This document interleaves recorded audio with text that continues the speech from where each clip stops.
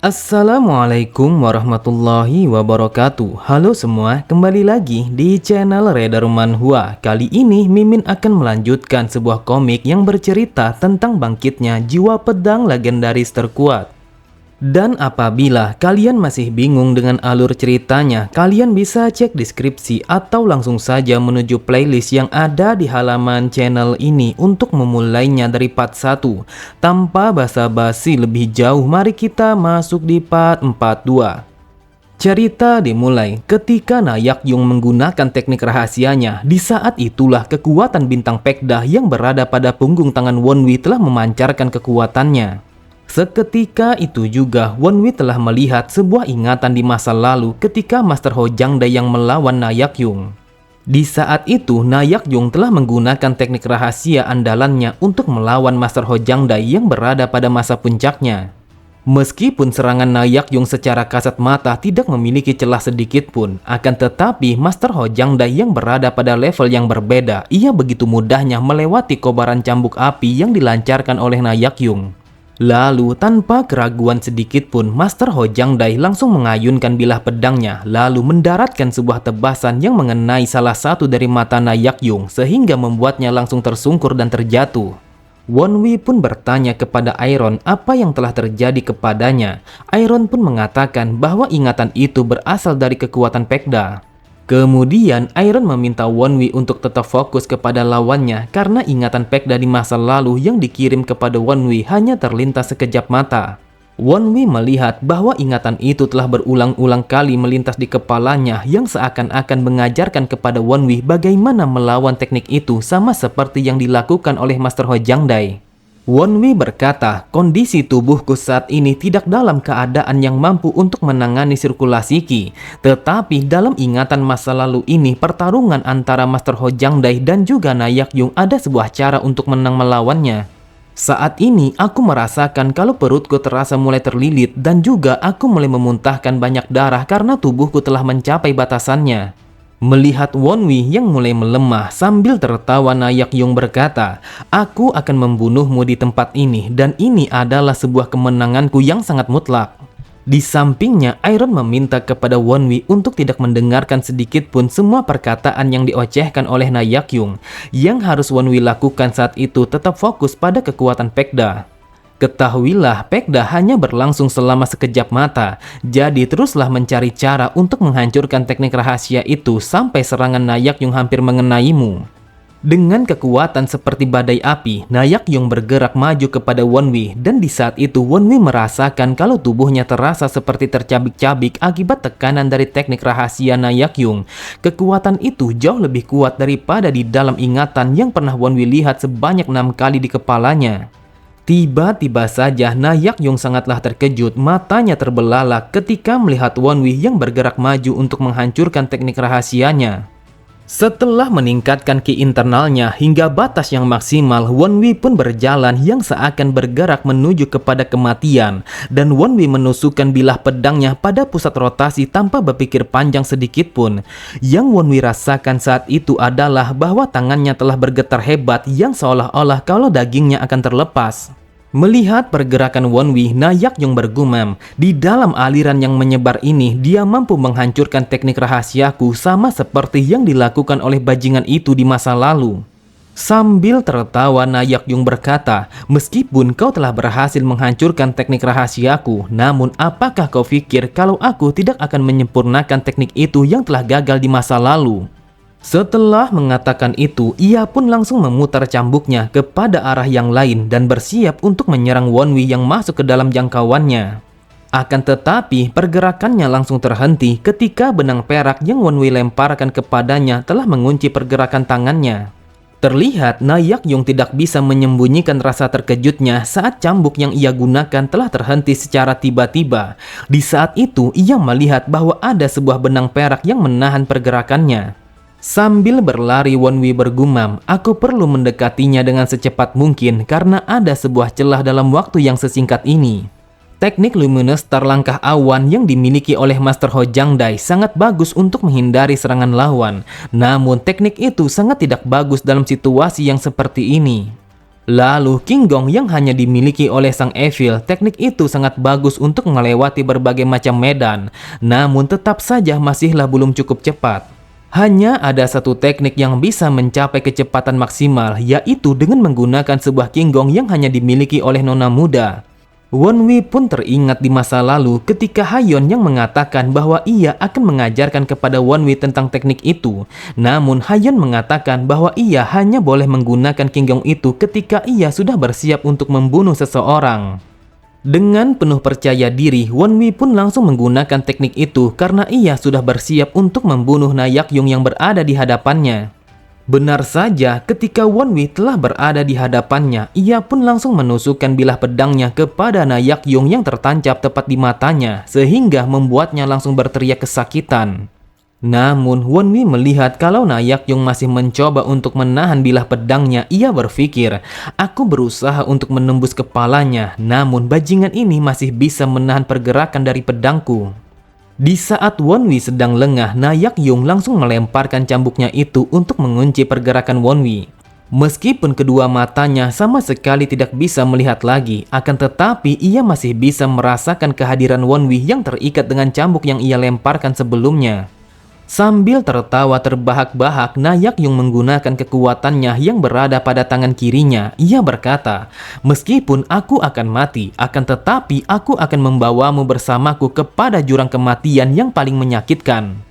Setelah mengatakan itu, Na Yak Yung langsung melancarkan sebuah serangan kepada wajah Won Wei. Di saat itu, Won Wei tidak bisa melakukan apapun lagi karena kedua tangannya telah terikat oleh cambuk itu. Won Wei berpikir kalau wajahnya akan hancur apabila terkena serangan itu. Namun tiba-tiba saja serangan itu langsung terhenti ketika tangan dan juga kepalanya telah melayang di udara, yang mana di saat itu Na Yak Yung telah mati seketika dengan darah yang keluar dari tunggul lehernya. Dari arah kejauhan, Won Wei melihat bahwa orang yang membunuh Na Yak Yung adalah Sa Mayung dengan menggunakan sebilah pedang yang berlumuran dengan darah. Setelah menghembuskan nafas panjangnya, Mayung mengatakan apakah dia telah telat untuk membantu Won Wei. Meskipun dia tersenyum lebar kepada Won Wei, akan tetapi dari nafasnya sangat jelas terdengar kalau dia sangatlah kelelahan. Beberapa saat kemudian, setelah berhasil mengalahkan Na Yak Yung dan juga semua pasukannya, Won Wei pun meminta kepada Jo Sung Won untuk mengembalikan pundaknya yang telah terkilir. Setelah itu, Won Wei bergumam, dengan begitu mudahnya dia menggeser pundakku kepada posisi awalnya. Aku rasa dia memiliki bakat yang sangat luar biasa yang hanya dimiliki oleh keluarganya. Lalu Jo Sung Won berkata, kita bisa menang melawan Na Yak Yung, salah satu orang yang paling berbahaya dan juga terkenal yang berasal dari klan Pang. Hal ini akan menjadi masalah yang besar apabila beritanya telah tersebar kepada seluruh murim. Saat mendengar Won Wei yang mengatakan kalau dia hanya beruntung bisa melawannya, Jo Sung Won berkata, itu adalah hal yang mustahil. Aku tahu dia bukanlah seseorang yang bisa kau kalahkan hanya dengan sebuah keberuntungan. Won Wei pun berpikir, aku beruntung di dalam banyak hal, terlebih lagi dia berada di level yang berbeda denganku dalam jumlah ki yang kami miliki. Bahkan aku juga sangat beruntung karena Pekda telah membantuku untuk mencari celah di balik serangan yang dilancarkan oleh Na Yak Yung.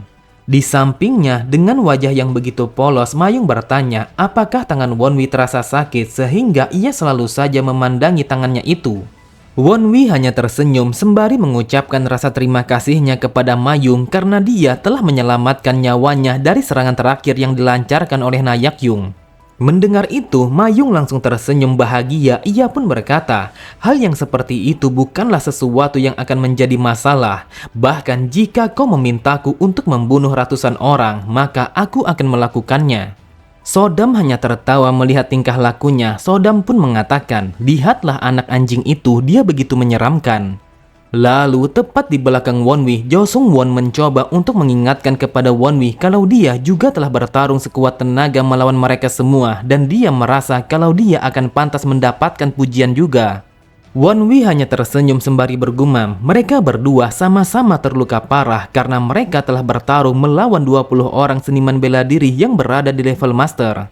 Bahkan tanpa keraguan sedikit pun, mereka berdua saling membantu satu sama lain untuk membantai pasukan musuh yang begitu hebat. Aku sangat beruntung bahwa mereka saat ini berada di pihakku. Kemudian Wonwi berkata, kita tidak memiliki waktu yang banyak, jadi kita harus mengurus mayat-mayat itu sekarang juga. Lalu sebelum kita pergi, kita harus memulihkan energi kita terlebih dahulu. Namun ketika Wonwi yang mencoba untuk bangkit, tiba-tiba saja kepalanya terasa pusing dan membuatnya langsung terjatuh dan tersandar tepat berada di dalam pelukan Mayung. Sontak Mayung sangatlah terkejut, wajahnya menjadi merah dan juga salah tingkah. Dengan paniknya Mayung mengatakan kepada Wonwi agar ia beristirahat saja dan mereka berdua yang akan mengurus mayat-mayat itu. Saat mendengar Wonwi yang mengatakan rasa terima kasihnya, sambil tersenyum Mayung berkata, kau tidak perlu mengatakan itu karena hubungan kita yang terjalin seperti ini. Jadi lebih baik kau istirahat saja. Kemudian dengan mata yang membara, Mayung pun langsung menyeret Jo Sung Won untuk membereskan mayat-mayat itu. Di saat itu, Jo Sung Won mengatakan kalau kakinya sedang terluka dan dia membutuhkan banyak istirahat untuk pemulihan. Namun Mayung langsung memotong perkataannya sembari mengatakan, apakah kau mau aku langsung menguburmu bersama mayat-mayat itu sehingga kau bisa beristirahat selamanya? Melihat mereka berdua yang berjalan untuk membereskan mayat-mayat itu, Wonwi bertanya-tanya hubungan apa yang dimaksud oleh Mayung kepadanya. Di sampingnya, Iron berkata, mungkin saja dia telah membicarakan tentang kepercayaan antara seorang atasan dan juga seorang bawahan. Namun, Sodan tidak terima dengan perkataan Iron karena hal itu bukanlah jawaban yang sebenarnya. Kemudian selagi menunggu mereka berdua, Wonwi pun memejamkan kedua matanya untuk melakukan sirkulasi dan juga memulihkan diri, lalu secepat mungkin untuk pergi meninggalkan tempat itu. Namun Wonwi merasakan kalau dantian pada bagian tengahnya telah membesar jauh melebihi daripada yang biasanya. Aku memang ingat kalau semakin banyak aku menghadapi situasi antara hidup dan mati, maka semakin banyak pula dantian tengah yang akan aku dapatkan. Ini adalah kemampuan yang sangat luar biasa, namun juga begitu aneh. Namun tiba-tiba saja Wonwi mendengar suara pedang yang berada di kejauhan. Bukan hanya Wonwi saja, akan tetapi Mayung juga merasakan kehadiran orang lain yang bergerak cepat menuju kepada mereka. Mengetahui kalau situasinya mungkin saja akan berbahaya, Wonwi pun meminta kepada mereka berdua untuk berkumpul kepadanya. Wonwi berpikir kalau dia telah mendengar sebuah suara pedang, tetapi dia tidak bisa menjamin kalau itu hanyalah seorang diri karena bisa saja ada seseorang yang telah menggunakan senjata yang lainnya. Namun dari arah kejauhan terlihat Mayung yang berlari dengan sangat cepat sambil menarik bilah pedangnya. Di saat itu Mayung meminta kepada Wonwi untuk menundukkan kepalanya. Memang benar adanya, tepat di belakang Wonwi ada sebuah cambuk yang berputar dengan begitu hebat yang tertuju kepada titik butanya. Akan tetapi dengan begitu cepat Mayung pun langsung menghentikan serangan itu dengan menggunakan bilah pedangnya.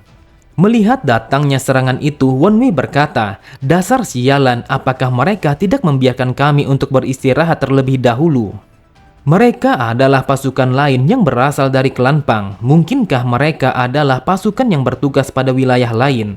Tetapi hal ini cukuplah merepotkan dengan kondisi kami yang seperti ini. Tetapi kami tidak memiliki pilihan yang lain selain melawan mereka semua karena tidak ada yang namanya sebuah aturan bahwa pasukan musuh akan muncul ketika kami dalam kondisi yang terbaik. Sambil berteriak orang itu berkata, berani sekali kau menghina dan membunuh master kami. Kami akan mencabik-cabik anggota tubuh kalian hingga tidak ada satupun yang tersisa untuk membalaskan dendam master kami. Namun tiba-tiba saja terlihat seseorang yang bertubuh besar dan juga berkepala botak telah muncul di hadapan mereka semua tanpa ada satu orang pun yang bisa menyadari kehadirannya. Sambil tertawa terbahak-bahak orang itu berkata, kau telah membuat sebuah masalah yang cukup besar dengan membunuh seorang bajingan yang berasal dari klan Pang. Seketika itu juga Wonwi menyadari bahwa suara dan juga tawa itu berasal dari Sang Evil.